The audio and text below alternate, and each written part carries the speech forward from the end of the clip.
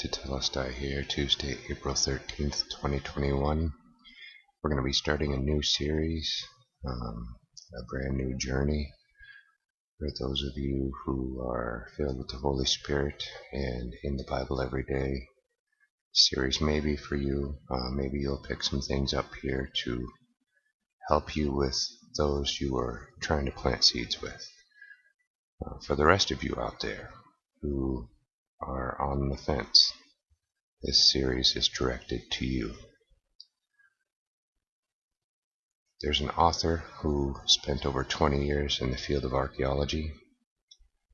His name is Jonathan Gray. He's written many books about his finds in the field, and he has blessed me with several of his books. After I emailed him and told him my financial situation and prayed about it.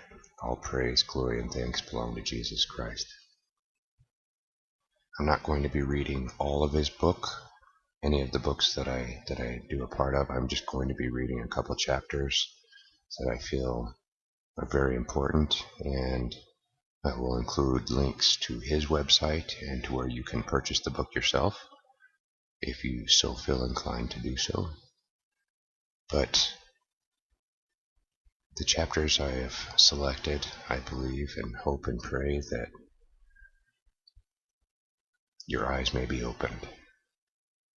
The first book we're going to start with is Forbidden Secret, and I think we'll call this series The Gray Proofs, something along those lines. Somebody has a better idea, put it in the comments, we'll consider it, and we'll go from there. Like I said, the first book here that we'll be going through and taking a look at is Forbidden Secret, Your Future Hijacked. And this is Chapter 1. DNA, Artifact of Intelligence, ? Beyond the Incredible? The explorers could hardly believe their eyes. Here was an unknown city. Martin just stood gaping. "Look!" he shouted. "Just see how all the pieces of machinery fit together. So intricately designed," responded his companion. "Who could have made them?" They surveyed the scene in wonder. "Are you thinking what I'm thinking?" asked Martin. His companion looked at him. "Our most brilliant modern engineers couldn't construct these. Fantastic factory assembly lines, control centers, transport centers, all unimaginably complex, and packed into an area so tiny, all inside a simple cell. What simpleton made up that phrase, simple cell? What's inside the simplest cell?" Look magazine, in its January 16, 1962 issue declared, "The cell is as complicated as New York City. It is less than 1/1000th of an inch long, and the more we study it, the more complex it's found to be. Think of all the shops in your town, shelves stacked with goods, display windows, checkout counters, carpets, light fittings, telephones, and so on. Now add in all the houses, bedrooms with beds, sheets, blankets, pillows, reading lamps, wardrobes, dressers, windows, doors, lounge rooms with chairs, wall pictures, TVs, kitchens, sinks, tabletops, taps for hot and cold water, cupboards, refrigerator, dishwasher, you name it. Now all the factories with their complicated machinery, the automobiles, delivery trucks, their pistons, radiators. Oh, let's not get into this. It's endless. Every living human cell, like a city, contains multiplied millions of specially organized parts, just like that. Your adult body contains as many as 100 trillion of these walled cities. Inside each one is activity which includes energy generators, transport systems, waste disposal systems, structural designers, invasion guards, food factories, protective barriers, communication links within and outside the cell city. Michael Denton describes it so beautifully. To grasp this reality, we must magnify a cell 1,000,000,000 times until it's 20 kilometers in diameter and resembles a giant airship large enough to cover a great city like London or New York City. What we would then see would be an object of unparalleled complexity and adapted design. On the surface of the cell, we would see millions of openings, like the portholes of a vast spaceship, opening and closing to allow a continual stream of materials to flow in and out. If we were to enter one of those openings, we would find ourselves in a world of supreme technology and bewildering complexity. We would see endless, highly organized corridors and conduits branching in every direction away from the perimeter of the cell, some leading to the central memory bank in the nucleus and others to assembly plants and processing units.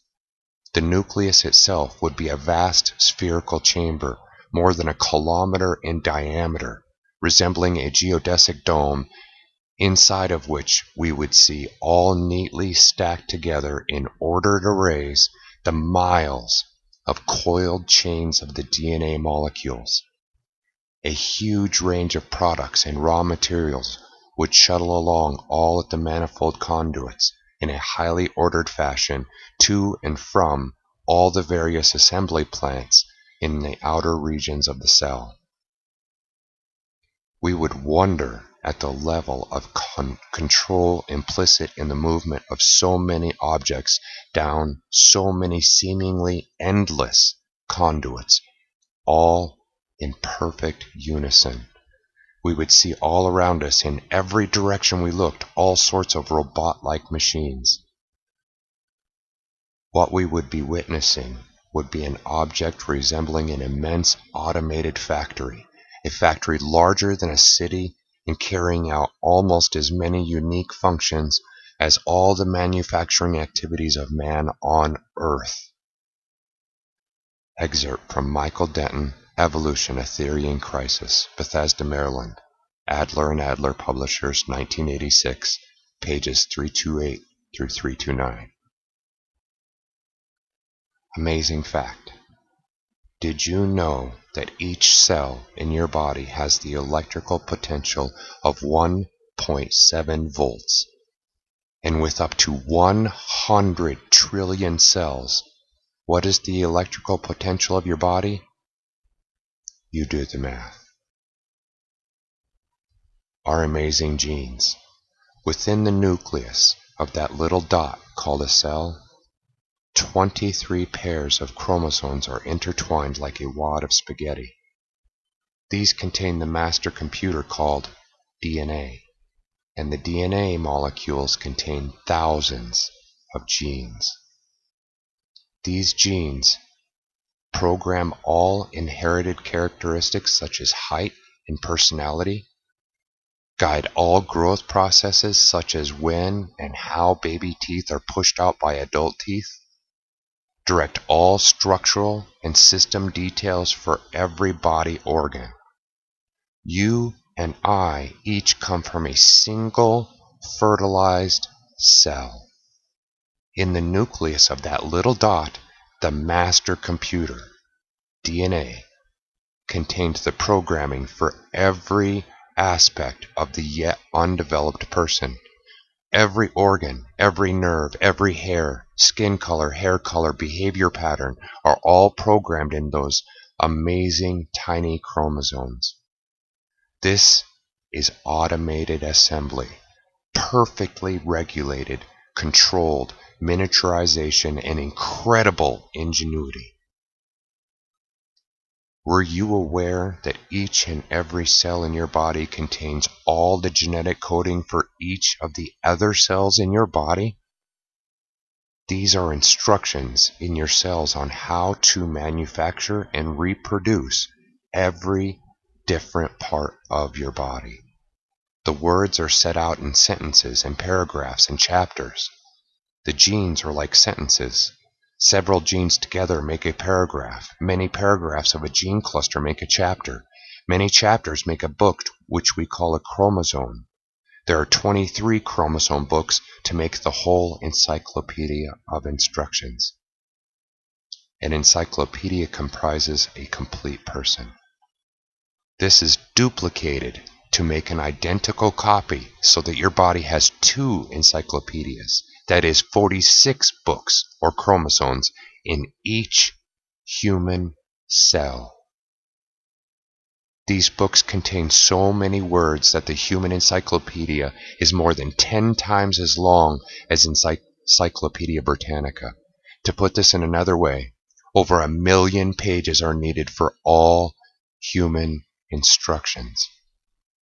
And this DNA message is played back every time a new life is created because its instructions are obeyed to the last letter. This 1 million page DNA message book gives complicated technical instructions to make a plant or an animal or a man. They are more technical than any man-made computerized code for making a passenger airliner. For example, they are more technical than any of the computers on our planet. Think about this. Could a series of faults in instructions or mutations make by accident such a technical code? This code, like a Morse code of dots and dashes, needs to be translated before it can even be used. The truth is, this DNA code needed someone who knew the translation and then made a machine to translate it.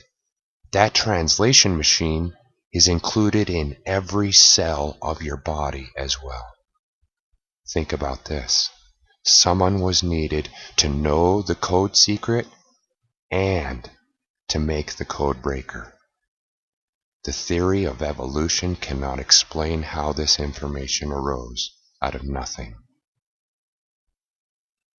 As we have just noted, one process which the cell undertakes is the formation of new cells. This incredible process requires the cell to read itself and then reproduce itself. And can you guess how fast it does this?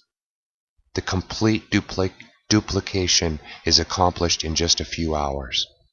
Would you like to attempt a job like that and to do it without one single mistake? To repeat, a living cell can do something that no man-made machine can do. It can make a perfect copy of itself in just a few hours. Now think about this.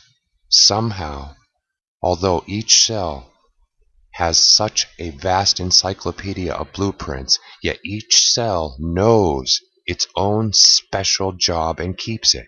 For example, a cell on your skin at the end of your ear has the genetic information to produce a toenail cell, but it doesn't. Aren't you glad?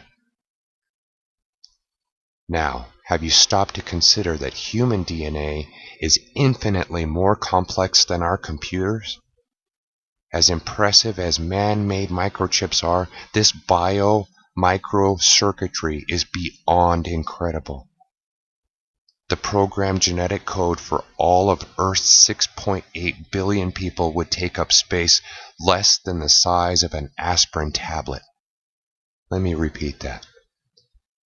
The entire programmed genetic coding for all of Earth's 6.8 billion people would take up less space than the size of an aspirin tablet.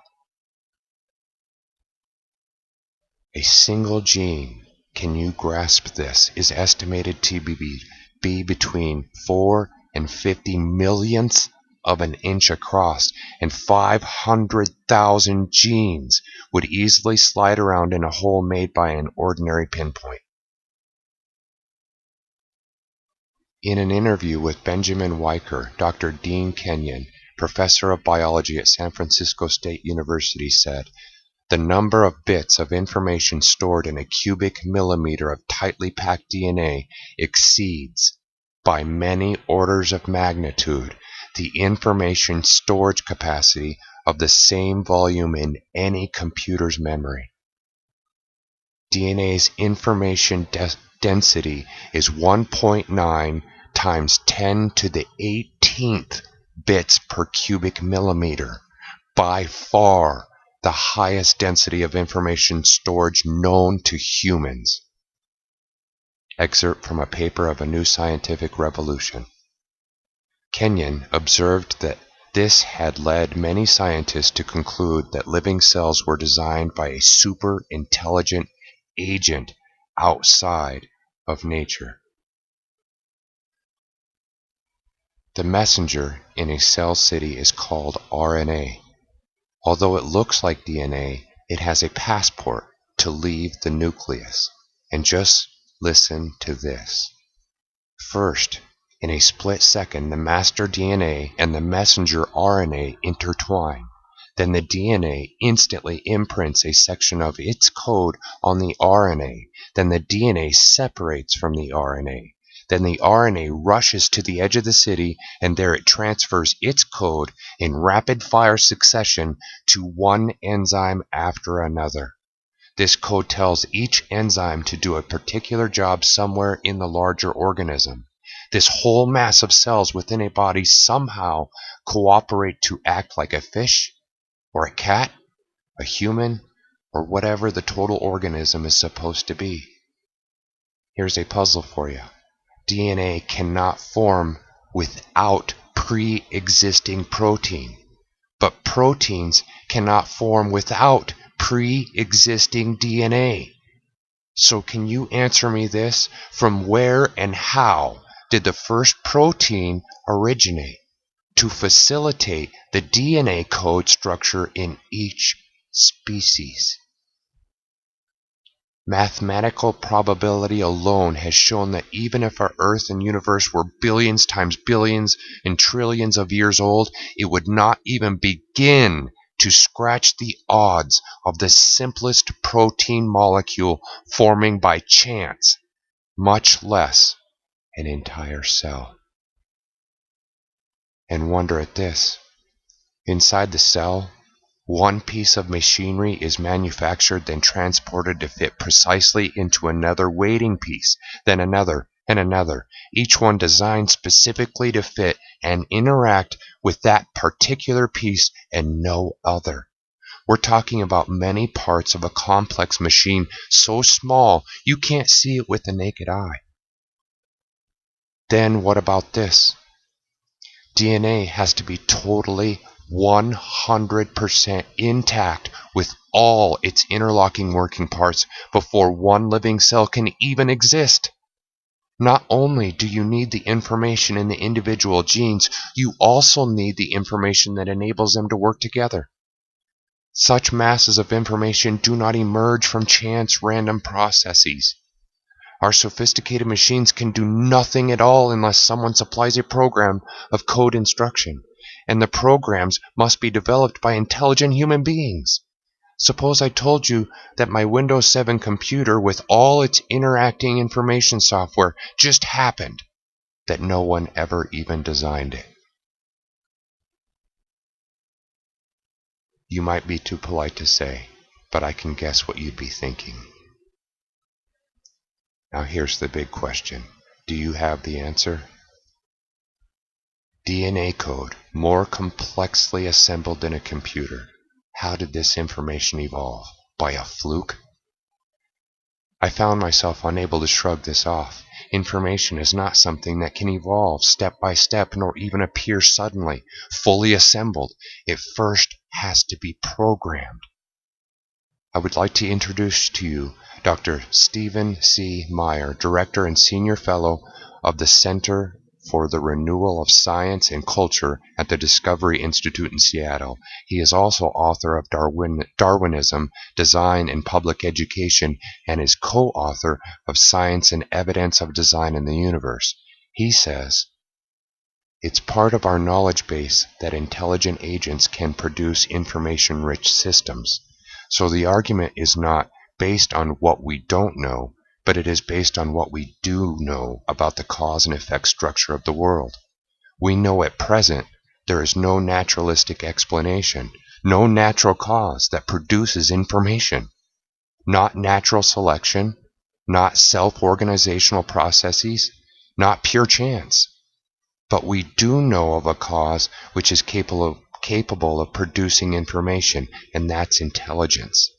So when people infer design from the presence of information in DNA, they are effectively making what's called in the historical sciences an inference to the best explanation. So when we find an information-rich system in the cell, in the DNA molecule specifically, we can infer that an intelligence played a role in the origin of that system, even if we weren't there to observe the system coming into existence. Excerpt from a DVD, Unlocking the Mystery of Life, Illustrium Media, 2002. In 2004, the scientific journal Proceedings of the Biological Society of Washington published an article by Dr. Meyer advocating that the complexity of the living organisms could only have been deliberately designed, and that biological information could not have arisen from Darwinian evolution. Like it or not, information has to be an artifact of intelligence. Dr. Dean Kenyon, professor of biology emeritus at San Francisco State University, was one of the leading chemical evolution theorists in the world. He co-authored Biochemical Predestination, which claimed that the evolution of life was inevitable, that proteins to produce living cells were formed directly by forces of attraction between their parts, that proteins are just formed together, self-assembled, in chains, directly from amino acids without any DNA assembly instructions. His theory was accepted by enthusiasm by evolutionary scientific community. But within just 5 years after publishing, Kenyon suddenly had serious doubts. It began when one of his students asked, how could the first proteins have been assembled without the help of genetic instructions? Proteins were the necessary information to build the first cell. And then DNA was discovered. This would prove fatal to Kenyon's molecular evolution theory. Kenyon confesses, the more I conducted my own studies, including a period of time at NASA Ames Research Center, the more it became apparent that there were multiple difficulties with the chemical evolution account, and further experimental work showed that amino acids do not have the ability to order themselves into any biologically meaningful sequences. The more I thought about the alternative that was being presented in the criticism, and the enormous problem that all of us who had worked on this field had neglected to address, the problem of the origin of genetic information itself, then I really had to reassess my whole position regarding origins. What he now had to address was this. What was the source of the biological information within DNA? If one could get at the origin of the messages, the encoded messages within the living machinery, then you would really be onto something far more intellectually satisfying than this chemical evolution theory. The astonishing fact is that inside every microscopic sized cell, machines work together to accomplish specific jobs and are shepherded by other specially shaped machines to precise locations where they are needed. Learning this, Kenyon exclaimed, "This is absolutely mind-boggling to perceive at this scale of size such a finely tuned apparatus, a device that bears the marks of intelligent design and manufacture." What else can you call this but observable evidence of a thoughtful, programmed design by a superior mind? Evidence of intelligently organized patterns. Obviously, such a designer can only be greater than us, greater than the creation itself. Oh, And something else. Did you know this? It was recently discovered that DNA is linked to music. That's right. If you like music, but think that you can't carry a tune, you may be wrong. Respected geneticist Susumu Ono believes he's discovered music in genes, particularly human genes, fish genes, and rabbit genes. Susumu is a researcher in DNA. He asked himself, if we were to assign a musical note to each chemical on the DNA strand and string those notes together and play them, what would DNA sound like? So he did this, and the result was amazing. He discovered musical patterns of notes that again reveal intelligence. Susumu Ono was so astonished that he took his findings to musicians, and musicians in turn were astonished to hear the echoes of Bach, Schubert, Mozart in DNA music. Using the same formula for converting DNA into music, Dr. Ono worked backwards and translated Chopin's Funeral March into chemical symbols. It came out cancer. Skeptics naturally point out that these strands of DNA produce only a string of single notes. It is the musicians who fill in the rhyme, the rhythm, and the harmony. That is so, but the bottom line is this. Whichever way you look at it, the patterns of single notes testify to intelligence as the source of DNA. Certainly, it is not from a blind, accidental force but there's more, much more. Scientists at Bell Labs conducted studies on mathematical language in DNA molecules. What did they find? Its mathematical pattern is identical to that of conversational language. Concerning DNA, Charles Thaxton states, a structural identity has been discovered between the genetic message on DNA and the written messages of a human language. Charles Thaxton, A New Design at Cosmic Pursuit 1, number 2, Spring.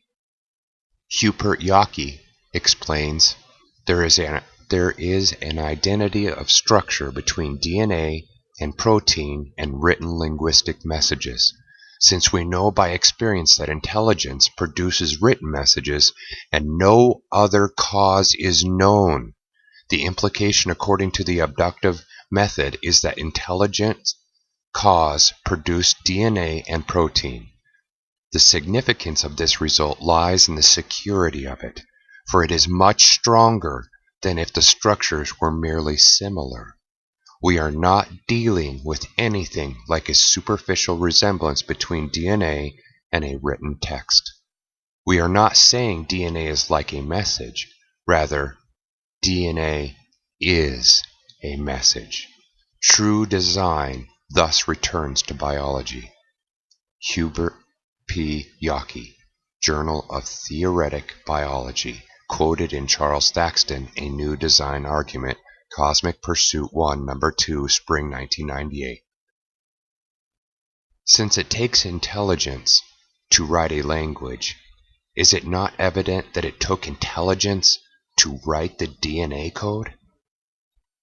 Dean Kenyon was asked, if DNA comes in intelligently designed sentences, is it true that when scientists peer into the microscopic world of DNA, they find not mere random arrangements but well-written instruction books? Yes, responded Kenyon, masterpieces of immense intricacy and subtlety. And you argue that these biological sentences in DNA could not have arisen merely by material means, as evolutionists suggest? Asked the interviewer. No, said Kenyon.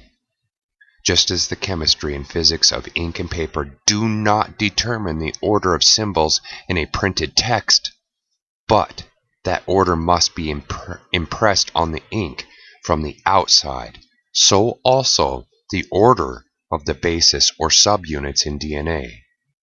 adenine, thymine, guanine, and cytosine, or A, T, G, and C as commonly represented in DNA, is not determined by the known chemical tendencies of these individual subunits, but instead appears to have been impressed from the outside on the subunits to create just those sequences that make biological sense. It takes 3 billion of those letters to represent a copy of you. There is one of those 3 billion letter messages inside each cell in your body. The fantastic complexity and orderliness of DNA code condensed into an incredibly tiny size suggests the work of a brilliant intellect rather than chance processes. It suggests that much thought has gone into their design, just as human beings use intelligence to design and construct computers, jumbo jets, spacecraft, and other intricate equipment. If radio signals were to be received from outer space, they would be understood as evidence of an intelligent source. Why then should we not regard the message sequence on DNA molecule as prima facie evidence of an intelligent source? But that's not all. Gene code letters have built-in error protection. Genes store information in long strings of DNA in the form of chemical letters called A, T, C, and G, so that these genes can be accurately copied. Each gene consists of 2 parallel strands of DNA held together by links between the code letters of one strand and those of the other strand. The 2 strands are not identical, that is, A's do not link to A's, and so on. Instead, they are complementary. A's link to T's, C's always link to G's, etc. Donnell MacDonnell of Trinity College in Dublin studied that pattern of linkages between letters, and he found that they form a parity code similar to computer codes to minimize mistakes during the electronic transfer of information. Written in Nature, Science Update, September 18, 2002. Now is the moment of truth. No one would be so naive as to believe the modern electronic parity codes could have evolved by chance. They were carefully planned by software designers. Could that parity code found in DNA be further evidence that the genetic code was deliberately created?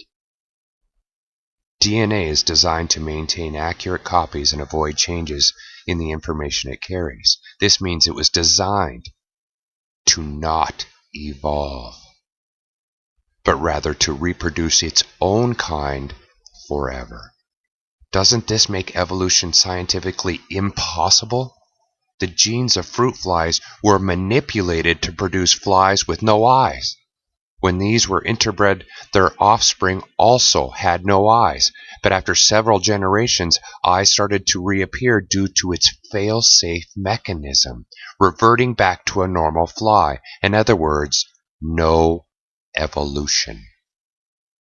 Microbiologist Dr. Michael Denton challenges the scientific community to address the impossibility of a single cell being thrown together unless by an occurrence indistinguishable from a miracle. Michael Denton, Evolution, A Theory in Crisis, Bethesda, Maryland. Adler and Adler, 1986, page 264. Is it any wonder that mathematicians can have serious doubts about evolution? Mathematician I.L. Cohen, a member of New York Academy of Sciences, writes, "And physical change of any size, shape, or form is strictly the result of purposeful alignment of billions of nucleotides in the DNA. Nature or species do not have the capacity to rearrange them nor to add to them.